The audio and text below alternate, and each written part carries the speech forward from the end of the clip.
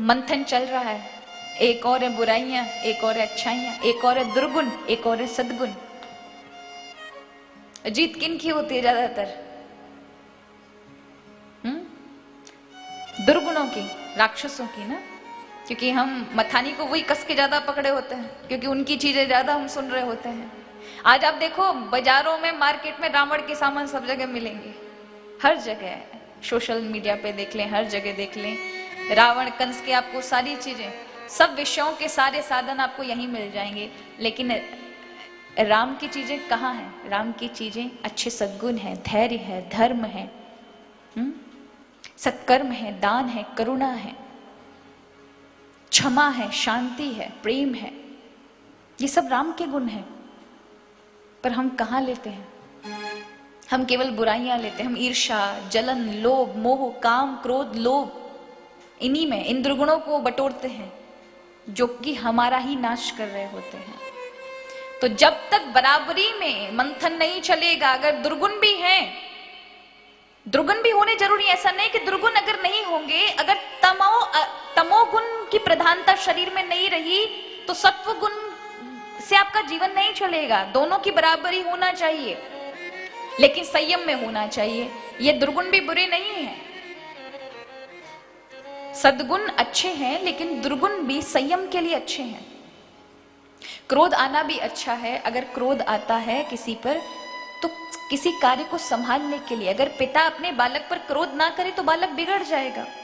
माँ अगर क्रोध नहीं करेगी तो बालक हाथों से निकल जाएगा, उद्दंड हो जाएगा।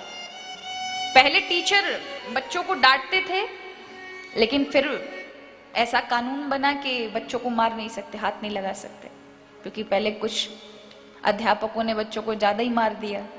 तो फिर से कानून पास हुआ कि बच्चों पर ज्यादती, अब बच्चों को मारना बंद कर दिया तो बच्चे उद्दंड हो गए, क्योंकि उस समय डांटना बहुत आवश्यक था।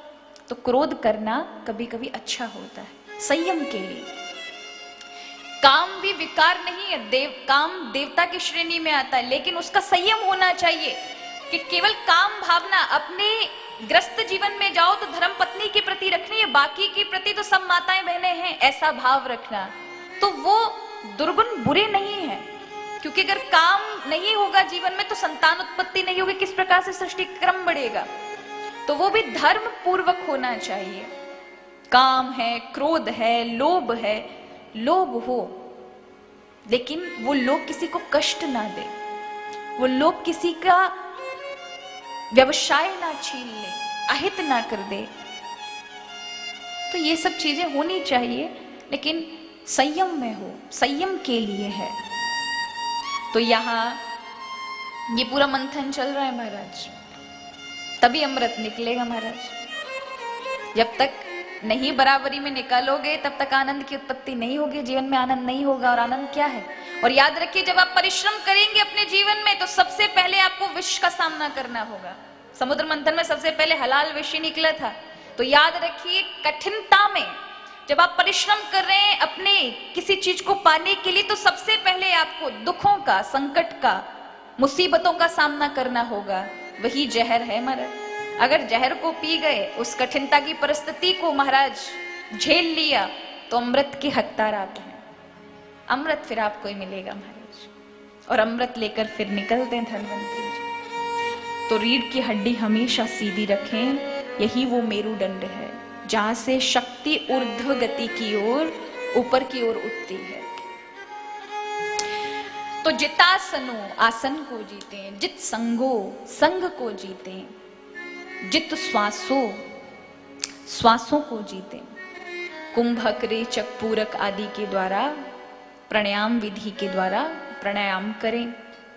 किसी को ज्यादा क्रोध आता है या किसी का मन बहुत चंचल है, उसके लिए सबसे साधारण है कि वो प्राणायाम का सहारा ले। अब किसी का मन बहुत ज्यादा चंचल है, कहीं लगता नहीं है, या क्रोध बहुत ज्यादा आता है, तो श्वासें लंबी लंबी सुबह लिया करें। सुबह लंबी लंबी सांसें ली और छोड़ी। जितना धीर गंभीर बनाओगे, अगर आपकी एक सांस लेने की प्रक्रिया 30 सेकंड तक रुकती है, 30 सेकंड तक अगर श्वास खींच लेते हैं, अभ्यास एक दिन में मत कर लेना, नहीं तो फिर परेशानी में आ जाओगे। धीरे धीरे अभ्यास 5 सेकंड 10 सेकंड बढ़ाते हुए, और फिर महीने भर में आपका 30 सेकंड तक या 1.5 महीने में 30 सेकंड तक ठहराव हो जाएगा। जब आप श्वास लें तो ये कंधे नहीं उठने चाहिए ना। जब 30 सेकंड की श्वास ले तो कई लोग ऐसे करके उठा करके ऐसे खींचते हैं, ऐसे नहीं। आराम से सहूलियत से जब आप सांस लें, कंधे हिलने नहीं चाहिए। तभी वो कहते हैं आपने स्वस्थ तरीके से श्वास ली है। तो 30 सेकंड तक जब आप श्वास लेने का अभ्यास हो, कई तुम्हारा 5-5, 10-10 मिनट तक रोक लेते हैं अपनी श्वासें, इतना लंबा श्वास खींचते हैं। पर एक सामान्य जन के लिए 30 सेकंड, और अगर आप ज्यादा अभ्यास, ज्यादा शांत गंभीर होना चाहते हैं तो 1-1 मिनट तक, पर 30 सेकंड पर्याप्त है। खींचें और छोड़ें, ऐसा अभ्यास करें कि आधा घंटा प्रतिदिन आपको करना है, सुबह शाम।